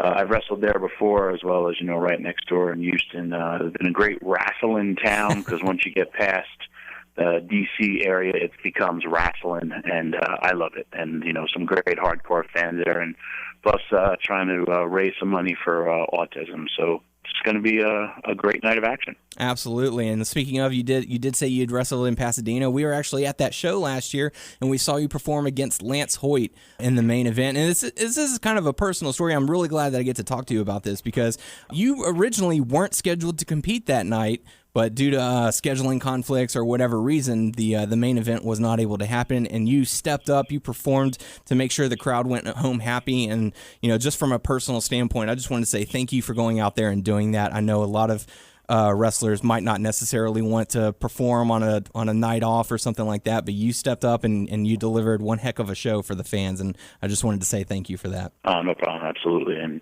that was it was a fun night, and it helped raise money then, and besides, that was actually the last time I ever took a choke slam, because after that match, I actually started feeling a lot of pain and said, I got to get rid of taking choke slams, because my wrestler bump card, once I start feeling pain, I got to get rid of that move. And the only other time I took it was when I returned to WWE, and I was doing tables matches with the Wyatts, and unfortunately I had to go through, take a double Wyatt choke slam through a table, but oddly didn't hurt as much as Lance Hoyt's choke slam. Well, I've listened to a few interviews with you in the past, and you say that once you set your mind to, I'm not taking this move again, you stick to it. Yes. Well, I don't want to be in pain in my life. I've been wrestling 26 years, and I have broken my neck. I have broken my back. I've had a litany of injuries, but yet I've not had one surgery yet. So I'm going to keep on going as long as I can keep up that streak. And I remember after that, man, I was messed up for a little bit, and then I was just like, you know what, I can't do it anymore. But then, WWE said, hey, can you take one more? I was like, you know what, I'm going to try it. And if it hurts, I went through a table. So for some reason, the table braced the fall, or it didn't hurt as much. So I was like, I will no longer still take a choke slam, but I'll take one through a table. How ridiculous of a statement is that? And if the price is right, I guess. No, you cannot put a price on your health. It was just, I thought the table might have been different, and it kind of was, or just a good night or whatever. But it's kind of like when you take a choke slam, was that whiplashing, motion, and it was funny. Someone recorded it, and I saw it on YouTube. I was like, yep, that'll, that almost ended my career. So every wrestler says you have a bump card, and once that bump card gets full, you can't take them anymore. So I just took, make sure I don't have to fill out my entire bump card, just still be choke slam one. Absolutely. And like I said, House of Hardcore coming down to Pasadena. It's going to be a great show. This is actually the first time that the House of Hardcore is going to be in Texas. So really cool that we're going to get to be a part of it, and it's going to be one heck of a show. What inspired you to create House of Hardcore? Litany of things. Always wanted to do it. I guess it was a natural progression for myself, and, doing all the behind the scenes in the original ECW, and then in WWE, after I was wrestling there, I went in the office for a little bit, and I was the guy who hired a lot of men and women, and I ran the developmental system, which is now NXT, and that's kind of where it, I guess, all came from. And it was just I love wrestling, have since I was 9 years old, and then caught me on a weekend where it was just so full of no more politics and all the stuff that goes on in wrestling. So I was like, you know what, I'm going to try it. And it worked out. And hence my slogan is no politics, no BS, just wrestling. And I just said I would do one, and if it was successful, and now we're up at House of Hardcore 16 in Pasadena. So it's been going good for me. Very good. And, like you mentioned, you've worked for ECW, WWE, TNA, both in the ring and behind the scenes. And a lot of questions that I got were directed towards this. If you could describe maybe some of the similarities and differences between each of the companies backstage. Easy. One, ECW, we were all kind of garnered towards the company. And, we were all willing to do whatever it took to take us to the next level. We were, living and dying by each and every show. And we also, the biggest difference is we had creative freedom. And that was huge for a lot of us, and especially me. And in WWE, it's pretty much a grind. It's everybody kind of going out there for their own, and yes, it is for the sake of the show, but everyone's going out there for, their own personal gains and glory. And, there's always another show there. WWE is a huge, huge, machine. And it was kind of just get in that groove of wake up, get on a plane, drive, wrestle, and you turn around, you're 10 years doing it. When you're there, when it's a little bit different. When I was there, it was almost 300 days in a year I was wrestling. So a big difference between being that and a weekend warrior, pretty much when we're in ECW. But the paychecks were fabulous. So you kind of do that, and you sacrifice a lot for that. So it kind of balances it out. Aside from the paycheck, you've wrestled just about every kind of match there is. What drives you to keep going, to keep performing? As you transition from fan to performer, what keeps you going? Yeah, I want to keep doing this. The love. If you don't have passion for this business, then you can't be in it.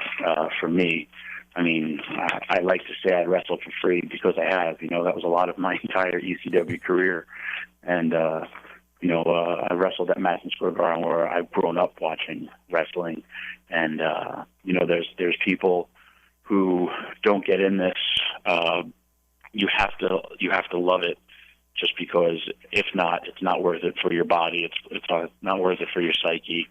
For me, the drive was just always to go out there. I'm living my dream. I'm still living my dream at 45 years old, and as well as when I say it jokingly, but I wish I could be Tommy Dreamer 24/7, because when I go out through that curtain, I see people's reactions, and as well as at times I feel absolutely no pain when I'm performing. And, it's real life comic book, and I'm playing a really cool character. But there's nothing like it when you walk through that curtain. And again, especially like for the charity, you don't realize how many lives you have touched when you're out there performing. But being on the independents and doing what I've been doing in my own company, like when you have these meet and greets, you get to talk to people and meet people. And I've had some amazing stories where people have just told me how I influenced them, and here I am thinking I'm just this big dumb wrestler, but then they're telling me how I give them the strength to carry on different things or different points of their lives. And I've gotten to see my life's work to come to fruition. You speak of fans coming up to you, telling you what you mean to them. I did want to get your opinion on a touching subject that happened not too long ago, the passing of Balls Mahoney. We actually had him on back in, I believe, 2011. He was the very second guest that we had ever had on our show. And, we were devastated. I can't imagine what you and his friends were feeling. I just wanted to get your thoughts on the passing of Balls Mahoney. Oh, it's horrible. John was a hell of a nice person, and I said it. We did a tribute out the House of Hardcore show in Philadelphia where we said he was a crazy man, but he was our crazy man. And he was, if you guys, had spoken to him, he was a character. And, it's besides that, the best thing I want to say about him was his love for his son. Mm-hmm. And, the saddest part now is his son, grows up without a father. Absolutely. And, but, how I don't mourn people's death. I celebrate their life. And, if anyone listening out there, go and watch, Balls Mahoney versus Rob Van Dam from ECW, or Balls Mahoney and Spike Dudley versus the Dudleys, and celebrate his life and enjoy whatever enjoyment he gave you. Very good. At what point in your career did you happen to notice that you had become the veteran that people wanted to come up and ask advice from, as opposed to being the one asking for advice? And I still ask for advice. It's funny, on the independent show, I came back, and Mouth of the South, Jimmy Hart was there, and I asked him, and he was like, "Man, that was a great match." I was like, "Oh, anything that you saw you didn't like?" And he was like, "No, man, you had the people and stuff," and as well as about a month ago, I had to call my mentor. I went and called the Double Cross Ranch in Amarillo. I called Terry Funk to ask him some piece of advice, and he's still amazing. He's actually headed to Japan next week to go wrestle at 70, and I'm using him on my own shows in September at the ECW Arena. So it's just, I never will stop learning. But for me, I guess it started turning, at an early age because I was doing it in ECW and, giving guys critiques. And it's funny, I remember speaking with Chris Jericho, and he tells me the first time he ever came into ECW, I pulled him aside, and we're the same age, and he was just getting into ECW, and I told him something, and he was like, man, that was the first thing you really ever said to me. He goes, and it still held true, so thank you. And I was like, cool, man. You've had a much bigger career than me, and thank you for not saying, go screw yourself. Very nice. And I'm glad that you brought up Terry Funk, because I was going to ask you, how in the world are you going to have a show in Texas and not have Terry Funk? But I guess we'll let it slide with him going off to Japan. He was booked. Trust me. I wanted to do it. I actually wanted to do 2 shows in Texas and go to Amarillo, but he was booked. So I said, I can't not do a wrestling show in Amarillo and not have Terry Funk involved. So maybe next year we're working towards getting my own television. And so once that happens, then many, many more doors open for you. Very cool. I know you're a big wrestling fan. That's one of the aspects of your career, that not only are you a performer, but you're also a fan. Are you keeping up with the current product? Do you take time to watch Raw and Smackdown and NXT and Lucha and all that? Absolutely. I watch everything. Very cool. Well, with the return of Rhino and Shelton Benjamin to the WWE, I've got to ask: do you think we'll be seeing Tommy Dreamer step back inside the WWE ring? They have been talking with them a lot. They wanted me to come back, and I basically just said I have so many commitments with House of Hardcore. I would love to come back. I would love to help. Kind of what I did the last time when I went back. I just can't sign a contract right now. So if that goes all well as planned, I can't give up on my own company. I can't give up on my own dreams. Mm-hmm. And I don't want to ever be competition with WWE. I just want to show an alternative product. So if that happens, cool. I look at House of Hardcore, and half the people that I've used or gave breaks to, they're all now in WWE or NXT. So I love being that for them. And, Rhino's worked for me on almost all my shows. And for him to be able to go back in WWE, I'm still going to use him. I got him in September, and then I'm going to finish him up in October. And then, he's full-blown with WWE. It's just, you never know. But for me, I can't give up on my own company, my own dream. Absolutely. Similar to Booker T there in Houston. And Booker T and some of his guys are actually going to be at House of Hardcore as well. Yes. As soon as I got I'm headed down to, Texas and Pasadena, he was the first person I called that said, hey, man, also out of respect, I know he does stuff. And I said, hey, would you like to be involved in this? I'll, put you guys to work. And he, of course, him and I have been friends for a long time. And it was like absolutely dream. And he's been an absolute pleasure. And when you talk my motto, no politics, no BS, just wrestling, that's exactly what him and I did. I was like, hey, I want to do this match. And, tell me what guys you have. And I know his guys are trained the right way. And he told me this, and this. And I was like, cool, let's do this. And we've been clicking on the same page for everything. So, and he also helps his company, helps my company. And bottom line, go out there, raise money for autism. And that's what we want to do. It's a great cause, and it's going to be a great show. Looking forward to House of Hardcore. When you finally decide to call it a career in the ring, what's going to be next for you? Are you going to mostly focus solely behind the scenes, or are you going to decide to walk away from the business? I don't think I could ever walk away from wrestling. Hopefully behind the scenes of House of Hardcore, or I don't know, writing movies or being a crazy actor on television like Terry Funk and Roadhouse, and something like that. Very cool. We have one more question for you, Tommy Dreamer. We always like to ask our guests if they have any crazy on-the-road stories or any kind of crazy situations that they'd ever been on. Just wondering if you could possibly share one with us. Well, hi, ECW. I don't know how many I have 1,000,001 stories. I don't know how many I can tell. As many as you'd like. I'm trying to think. Oof. Man, I have so many.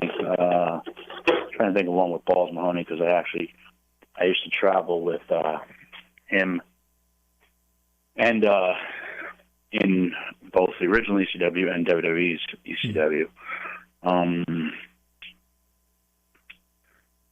Okay, let me try to think. All right, Balls Mahoney we're in Atlanta, Georgia.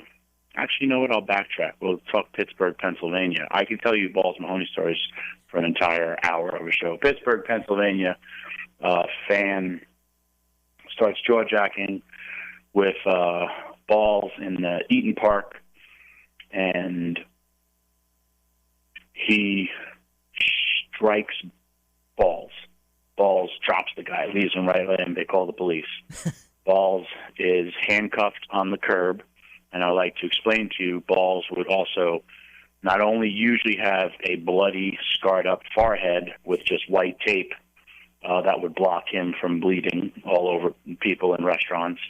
He was wearing shorts. He was probably about 320 pounds, and he was wearing his own T-shirt that was cut all the way down on the sides. And so he's sitting on the curb.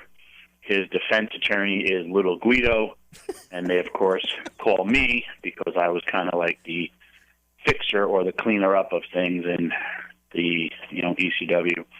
So Balls Mahoney's excuse for not going to jail, and he says this to the police officer, and I will have to digress a little bit further. His defense was, please don't arrest me. Paul is putting the straps on me and Axel, and we're the focal point of the next few weeks of television. And the police officer looked at him, and then the police officer uncuffed him, and he let us all go. So now if you basically go back, your defense is, please don't arrest me. Paul, who is Paul, is putting the straps, what is a strap, on me and Axel, who is Axel, and we're the focal point of television. What the hell is a focal point of television? And he let him go. So you really want to study the craziness, what I used to call every day as my weekends. That was something. And I was like, all right, man, thanks. See you later. So there you have it. It's just one little story. That's great. We would love to spend just like hours upon hours hearing all kinds of stories from you, but I'm sure you're very busy getting ready for the House of Hardcore. It's getting ready to be taking place Saturday, August 6th at the Pasadena Convention Center, 7902 Fairmont Parkway in Pasadena. It's also going to be in conjunction with the Icons of Wrestling and Comic Book Collector Fest, and a portion of the proceeds are going to benefit Bustin' for Autism. Doors are going to be opening at 11 a.m., and it's going to be an all-day event. Going to be a great time. Tickets are available at thecollectorfest.com and houseofhardcore.net with featured stars Mickie James, MVP, Billy Gunn, Carlito, The Sandman, Vicky Guerrero, and of course, Tommy Dreamer. Tommy, we certainly appreciate you coming on the show. Thank you for having me. And I got a few surprises. House of Hardcore is known for some of their surprises, so I got a few surprises up my sleeve as well. Awesome. Thank you very much, man, and we look forward to seeing you in Pasadena. Likewise. Thank you for having me, and thank you for promoting it. Oh, anytime. Have a good one. See ya. Very cool to have Tommy Dreamer on the show. Moving into some hot topics, Stone Cold Steve Austin podcast returning August 8th. Special guest Dean Ambrose. So I hope I enjoy that one. I really enjoyed the AJ Styles one, majorly. It was a nice. I think what it was is the sort of taboo that they were mentioning TNA and Dixie Carter and all these other people is like, whoa, should they be saying that? And they, they made a deal because they showed pictures of TNA. Yeah. Yeah. So. You guys catch the Cruiserweight Classic this past week? I did, and I want to say I made a mention of it, and one of the matches was like crazy. The Tozawa Kenneth Johnson match was pretty good. Yeah. And that Kenneth Johnson guy. So it was good. A lot of people. I thought I read online that wasn't a good one. I think it may be the next round is like the stinker, supposedly, or whatever. That Ken Johnson guy, okay, he was clearly outclassed. Tozawa is clearly better than him in every way. But he looked like a limited. He tried so hard. He just like stuck. I don't know what I'm trying to say. He was outclassed, but he just hung the fuck in there. Yeah. And I gained like someone who I didn't know before, but I have a respect for now.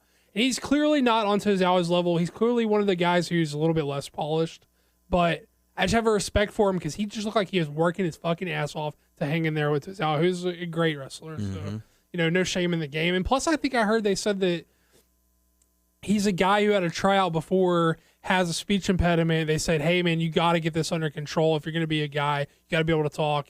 And he went out there, took all these classes and stuff to like work through his impediment. I remember them came saying back. that. Now he's kicking ass on the classic, whatever.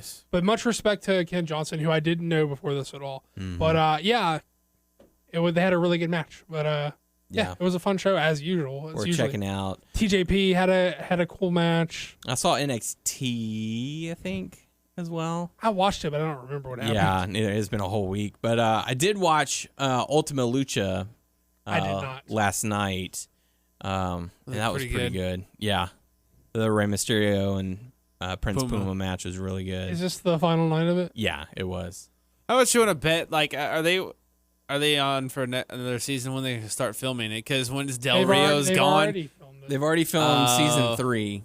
Watch like Del Rio be like 4 or 5. He'll come back to that. Well, there's talks that season 4 will begin September, I think. Not too far away. So something to look forward to. I think they're coming back to season 3 in September. Oh. Like they're going to start airing again in September. Yeah. Yeah. I think that's it. It's like a shorter break between seasons this time. Good. So final bit of hot topic news we have involves 2K17. I know Tyler's very excited about that. Some characters being announced. Shane, Stephanie, and Vince McMahon. I also have some more information. All right. Starting next Tuesday, they're gonna do the reveal. You know how they do reveal characters each week. So starting on IGN next week, Tuesday, they're gonna start revealing little by little. Awesome. So heck yeah, man. I got $20 down on NXT edition. Making progress. And what I read online is that the only way to get those characters off the bat. Nia Jax, Apollo Crews, and Shinsuke. You have to get that NXT pack, and it's going to be a while before they put those DLC characters online for you to buy them. So good to know. Yeah. All right.